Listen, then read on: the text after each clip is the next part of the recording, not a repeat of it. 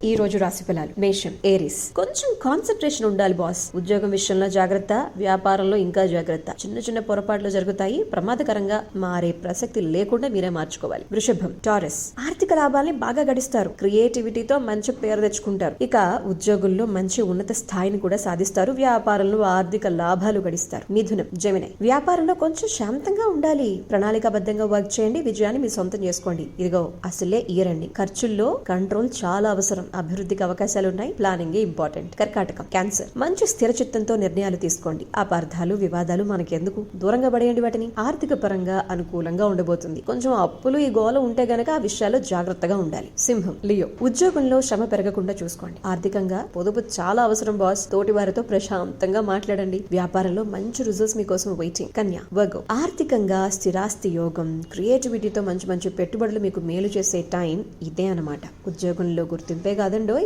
మంచి ప్రోత్సాహం కూడా లభిస్తుంది. తుల, లిబ్రా. మాటల్లో క్లారిటీ ఉండాలి, ఉద్యోగంలో చిన్న చిన్న ఆటంకాలు వస్తాయి, శాంతం సహనం విజయానికి సంకేతం తెలుసుగా, జాగ్రత్త.